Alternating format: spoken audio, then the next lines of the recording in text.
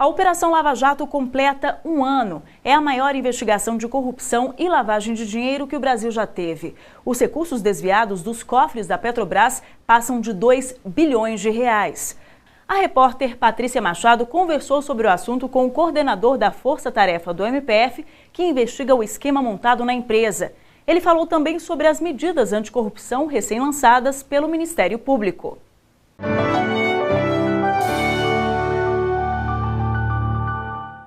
O procurador da República, Deltan Delagnol, é coordenador da Força Tarefa do Ministério Público Federal em Curitiba, no Paraná. Ele conversa com a gente sobre o esquema criminoso de desvio de recursos públicos na Petrobras e fala também sobre as 10 medidas contra a corrupção que estão sendo propostas pelo MPF. Procurador, por que propor essas medidas agora? Nós estamos em guerra contra a corrupção e contra a impunidade. O caso Lava Jato, até agora, ele indignou o país, mas ele não transformou o país num país com menos corrupção e menos impunidade. Se nós queremos essa transformação, nós precisamos dessas medidas para que ela seja uma espécie de ponte de ouro da indignação para a transformação. O que essa investigação representa de avanço para o trabalho de combate à corrupção e para o próprio Ministério Público Federal? Essas medidas, elas se baseiam num exemplo bem sucedido de Hong Kong de combate à corrupção. Hong Kong adotou uma estratégia de 3 pilares. O primeiro pilar era educação e treinamento de servidores públicos. O segundo pilar era uma atuação muito semelhante à atuação da Controladoria Geral da União. O terceiro pilar é o pilar de uma punição efetiva. Nossas medidas giram especialmente em torno do primeiro pilar e do terceiro pilar. Dentro do primeiro pilar, que é de educação, nós acreditamos que cultura de corrupção se muda com conscientização e educação. Nesse sentido, nós estamos propondo testes de integridade, estamos propondo investimento de um percentual da publicidade que é investida pelo governo federal e pelos governos estaduais e municipais em campanhas de marketing contra a corrupção, o treinamento de agentes públicos e uma proteção do informante confidencial, uma proteção daquela pessoa que pode contribuir com a apuração da corrupção. Dentro do terceiro pilar, de uma punição mais efetiva, nós estamos propondo uma série de medidas. Todas as medidas do item 2 ao item 10 estão dentro desse terceiro pilar. Quais as medidas para alcançar punições mais duras?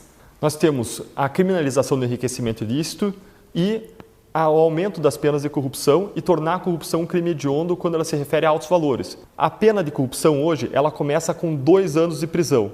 Uma pena que começa com 2 anos, ela é cumprida em regime aberto, o que significa quase nada num país em que não existe casa de obrigado, e a prescrição acontece em apenas 4 anos. Nós elevamos a pena mínima de 2 para 4, isso faz com que a prescrição aconteça em apenas 8 anos e o regime inicial de cumprimento de pena já seja um regime semiaberto. Isso aumenta o risco para quem pratica corrupção e torna a punição um pouco mais firme, mas não é só isso. Nós também aumentamos a pena gradativamente de acordo com o volume da corrupção. Se a corrupção envolve 100 salários mínimos, o que corresponde a um valor de aproximadamente R$80 mil, a pena passa a ser de 7 a 15 anos. Se você aumentar o resultado da corrupção para um valor imediatamente superior, 800, aumentando um zero, uma casa decimal, para R$800 mil, corrupções acima desse valor serão punidas com penas de 10 a 18 anos. E se a corrupção for maior de 8 milhões, a pena será de 12 a 25 anos.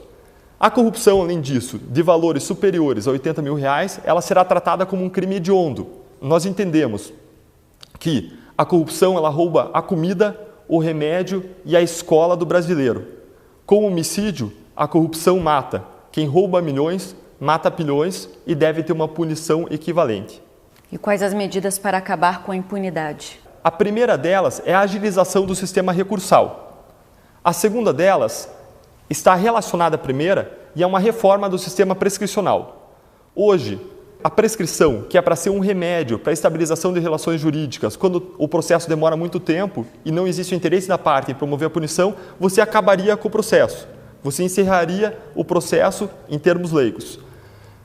Contudo, hoje, incide a prescrição, o processo é cancelado, mesmo quando não existe uma inércia da parte, mesmo quando o Ministério Público está ativo e buscando aquela punição.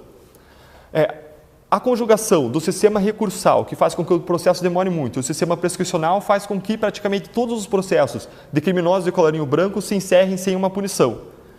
Além disso, nós estamos propondo uma reforma do sistema de nulidades.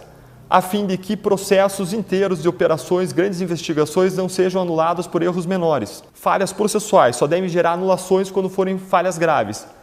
Nós também inserimos uma análise de proporcionalidade para anulação de processos, ou seja, o juiz deve ponderar os custos relacionados ao erro em detrimento do réu e os custos relacionados ao erro em detrimento da sociedade caso esse processo seja anulado. Caso os custos para a sociedade sejam maiores, esse processo não deve ser anulado, a não ser que exista uma violação fundamental de um direito do réu, uma violação intensa ou significativa de um direito fundamental do réu.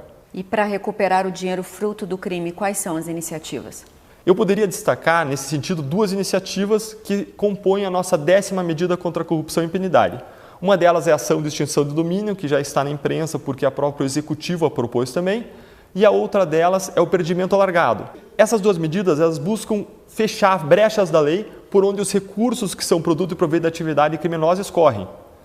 Especificamente, o confisco alargado, ele fecha a brecha consistente no fato de que hoje nós só conseguimos confiscar uma parte do valor que é produto e proveito do crime que corresponde àqueles crimes que a pessoa cometeu e que nós conseguimos comprovar. Normalmente essa pessoa cometeu diversos outros crimes que nós não descobrimos e não conseguimos comprovar.